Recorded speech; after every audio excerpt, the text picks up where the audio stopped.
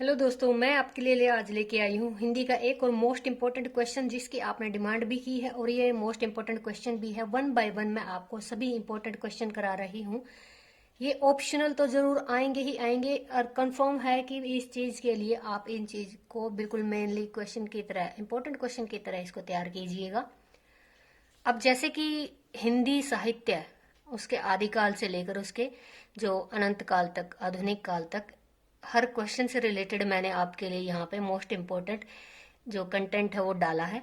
और आज भी मैं उसी कंटेंट को फॉलो कर रही हूँ ताकि आपका एक जो पार्ट है जो बहुत ही मैक्स मार्क्स लेके आएगा आपके लिए, तो उसको आप पक्का कर लीजिए।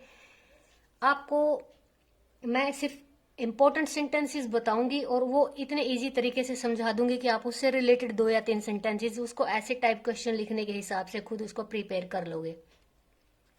इतना मुझे खुद पर विश्वास है कि मैं अगर आपको अच्छे से समझा रही हूं तो आप उस चीज को लेंथ में क्रिएट कर लोगे। I believe.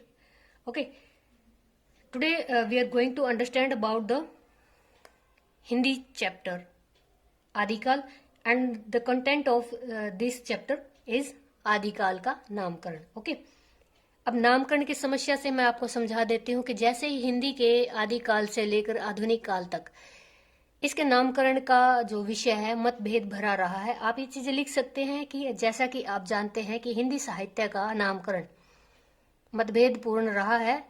इस पर विद्वानों का अलग अलग नजरिया, अलग अलग उनके विचार रहे हैं। तो जिस तरह से आप एग्जाम्पल भी डाल सकते हैं इसमें कि जैसे कि भी परिवार में कोई नया शिशु है, बच्चा जन्म लेता है, तो परिवार का हर एक मेंबर अपनी राय प्रस्तुत करता है, नाम अपना पसंदीदा नाम उसके लिए रखता है। इसी तरह से हिंदी का जब साहित्य यानी कि इसके साहित्य का नामकरण करना शुरू किया गया तो उसमें जितने भी फेमस या फिर जो फेमस भी नहीं थे या जो साहित्य में रुचि रखते थे उन सब ने इस पर क्वेश्चन उठाना शुरू किया कि भी इस काल से लेकर इस काल तक या फिर इस काल से लेकर इस काल तक, यानी कि उनके जो नामकरण थे उस स्थिति में भी उनके मतभेद रहे हैं। और इस मतभेद में क्या रहा है कि इस जो सारे विद्वान हैं उन्होंने लास्ट में क्या किया कि सभी ने अपने आपसी मनमुटाव या फिर जो काल है उसमें के काल को निर्धारित न कर पाने की व्यवस्था के कारण उन्होंने क्या किया कि उन्होंने आचार्य रामचंद्र शुक्ल जी के द्वारा किया गया नामकरण या पार्टीशन बोल सकते हो, उसको उन्होंने स्वीकार कर लिया कि उन्होंने जो भी एग्जैक्ट या जो भी कंफर्म्ड कंटेंट उन्होंने दिया है और नामकरण के हिसाब से उन्होंने डिवाइड किया है साहित्य को, वही अब सभी जगह मान्य होगा क्योंकि उस पर सभी की सहमति बनी थी। चलिए अब मैं इस क्वेश्चन को आपको समझाती हूँ इजी लैंग्वेज में। हालांकि मैंने इसका इंट्रो आपको करा दिया है। आदिकाल के नामकरण की समस्या पर विचार करने से पहले हम जान लेते हैं नामकरण क्या है। मैंने अभी आपको बताया कि साहित्य से रिलेटेड जब भी इसका यानी कि इसकी शुरुआत, आरंभ कहाँ से हुआ, वहां से लेकर अब तक का काल जो है डिवाइड इसमें किया गया है। ठीक है। उसी प्रकार जब विभिन्न साहित्यकार किसी अध्याय अथवा काल का नामकरण अपने अपने मतानुसार करने लगते हैं तब भी उस अध्याय या काल के स्थायी नाम की समस्या जो है उत्पन्न हो जाती है। ये आप पता है आपको कि अगर मान लीजिए जैसे कि लोकल में हमारे में कहावत होती है कि घर जब एक परिवार में सारे ही चौधरी होते हैं तो वहां कोई फैसला नहीं होता है, यानी किसी एक को तो झुकना होता है और किसी एक की माननी होती है। वही चीज साहित्य के नामकरण के दौरान भी हो रही थी। ठीक है। अब यहां से मैं इस सेंटेंस पे आती हूँ। लगभग 1000 वर्ष पीछे का इतिहास पलटना होगा। किस लिए पलटना होगा? क्योंकि हमें नामकरण समस्या से रिलेटेड बात जाननी है। विद्वानों की एक लंबी श्रृंखला रही है। क्यों? क्योंकि वो चाहते थे कि नामकरण करें। हिंदी का एक लिस्ट थी, सभी बैठे थे उस पर, लेकिन उन्होंने इसके नामकरण पर प्रश्न भी उठाए। सभी विद्वान फिर बाद में इस बात पर सहमत हुए कि रामचंद्र शुक्ल द्वारा हिंदी साहित्य के इतिहास का काल विभाजन जो भी रहेगा, जो भी बनेगा, हम उस पर सारे सहमत हैं। ठीक है। अब जैसे उन्होंने डिवाइड किया है, रामचंद्र शुक्ल जी ने फर्स्ट उन्होंने दिया वीर गाथा काल। ठीक है। सेकंड मध्य काल के 2 पार्ट किए उन्होंने, फर्स्ट और सेकंड, और थर्ड जो उन्होंने बनाया है आदिकाल, यानी कि 4 पार्ट ये हो गए हैं। सेकंड के उन्होंने 2 पार्ट कर दिए हैं। ठीक है। यहाँ पे इनकी डेट्स दे रखी है, आप याद कर लीजिएगा, 1050 से लेकर 1900 तक। ठीक है। अब इनके बीच में जितना जितना गैप है उसके हिसाब से इनको याद कर लीजिए। मध्यकाल को उन्होंने भक्ति काल और मध्यकाल पार्ट 2 को उन्होंने रीतिकाल कहा है। ठीक है। ये छोटी सी लिस्ट है, मुश्किल नहीं है, इसको भी एग्जैक्ट याद कर लिए। 1050 से 1375, यानी कि यहाँ कितना मतलब अंतर हो जाएगा उसको सेट कर लीजिए यहाँ से। फिर ये डेट भी दे रखी है कि 993 से लेकर 1318 तक, और एंडिंग होती है 1843 तक। ठीक है, अब चलिए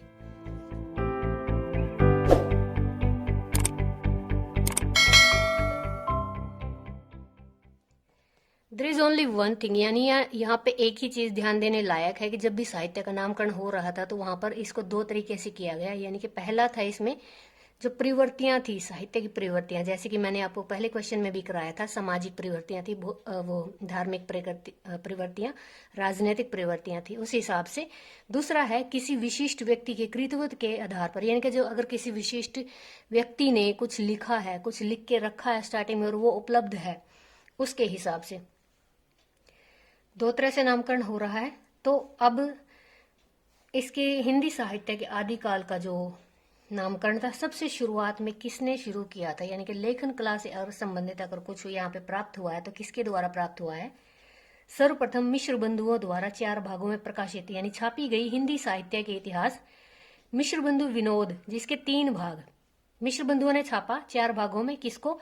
मिश्र बंधु विनोद को, और जिसके 3 पार्ट थे 1913 में, और चौथा भाग उसका जो है 1934 में प्रकाशित किया गया।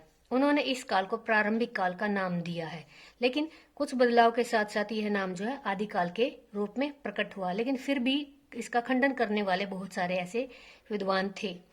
ठीक है, अब इसमें फर्स्ट पार्ट क्या है? वीर गाथा काल। आचार्य रामचंद्र शुक्ल ने 1929 में हिंदी साहित्य के इतिहास में 12 प्रमुख ग्रंथ बताए हैं। जैसे कि ये क्वेश्चन भी मैं आपको करा चुकी हूँ।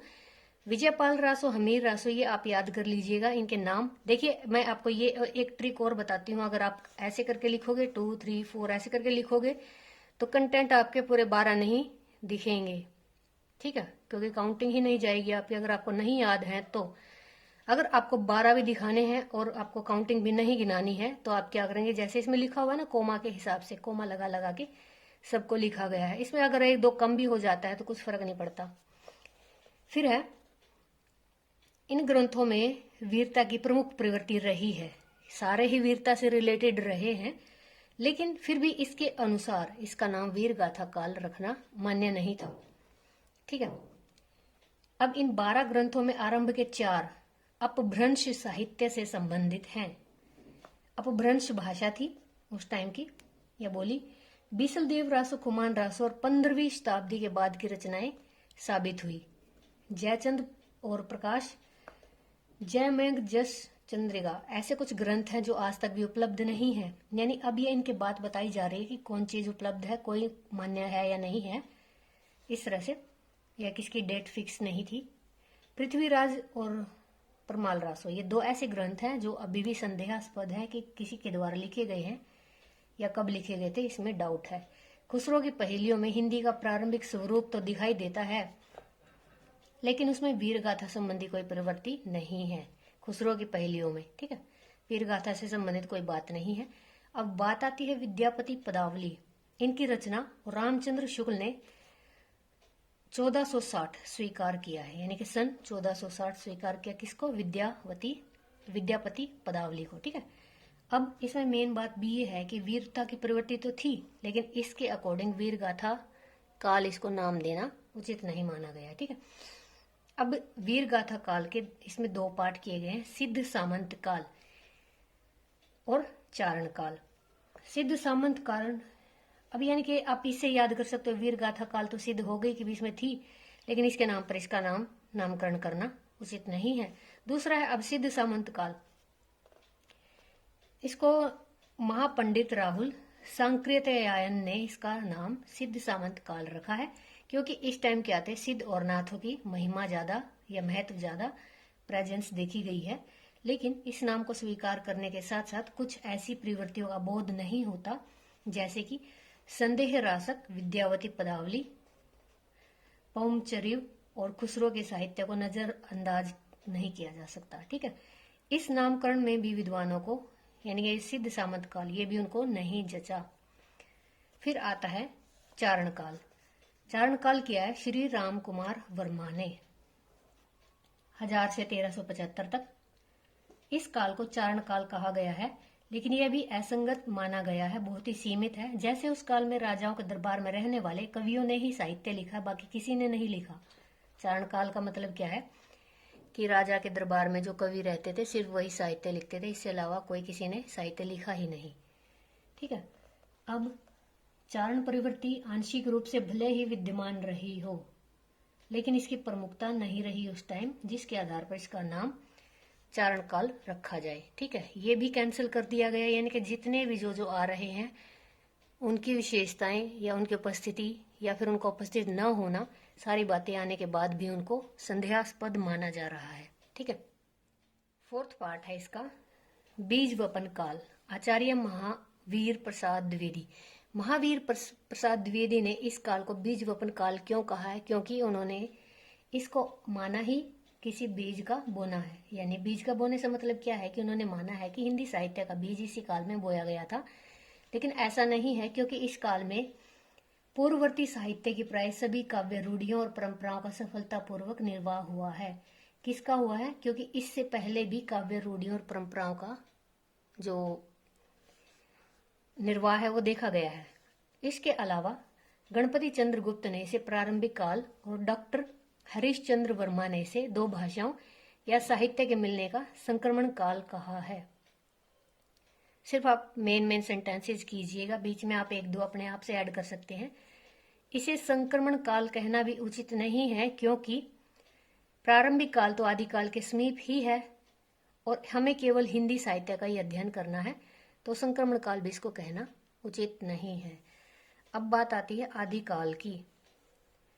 आदिकाल में देखिए, हजारी प्रसाद द्विवेदी ने कहा है, वस्तुतः हिंदी साहित्य का आदिकाल शब्द भ्रामक धारणा पैदा करता है। यानी कि आदिकाल हिंदी साहित्य का भ्रामक धारणा का मतलब यहाँ पे क्या है कि डाउट है कि ये इस टाइम था भी या नहीं, या इसका विभाजन सही है या नहीं। श्रोता के चित्त में यह भाव उत्पन्न करता है, यानी श्रोता के दिमाग में यह भावना उत्पन्न करता है कि यह काल कोई आदिम मनोभावनापन, परंपरा विनिर्मुक्त काव्य रूढ़ियों से अछूते साहित्य का काल है। यानी इसको मनोभावनापन, मन से जो भावना उत्पन्न होती है वो, या फिर परंपरा विनिर्मुक्त या परंपराओं के निभाने से मुक्त काव्य रूढ़ियों में अछूते साहित्य का काल माना गया है इसको। यह ठीक नहीं है। यह काल बहुत ही अधिक परंपरा प्रेमी, सजग, सचेत कवियों का काल माना गया है। ये सेंटेंस भी आप लिख सकते हो, वो ना चाहे तो। यदि पाठक इस धारणा से सावधान रहे तो यह नाम बुरा नहीं है। यानी पाठक अगर ध्यान रखे इस बात का कि इस काल में कोई आदिम मनोभावनापन या परंपरा विनिर्मुक्त काव्य रूढ़ी नहीं थी, तो वो क्या सोच सकता है कि इस काल में बहुत सी अधिक परंपरा प्रेमी, सजग, सचेत कवि रहे हैं। ठीक है। अब नगेंद्र जी क्या कहते हैं?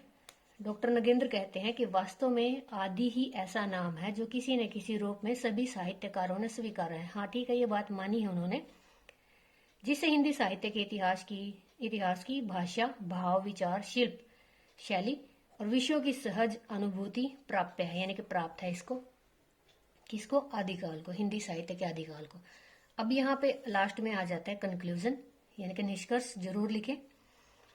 आदिकाल के उपलब्ध साहित्य के आधार पर, जो भी साहित्य उपलब्ध है, कुछ नहीं है, किसी पे डाउट है, ठीक है, इस काल में किसी विशिष्ट साहित्यिक प्रवृत्ति और किसी विशिष्ट व्यक्ति के कृतव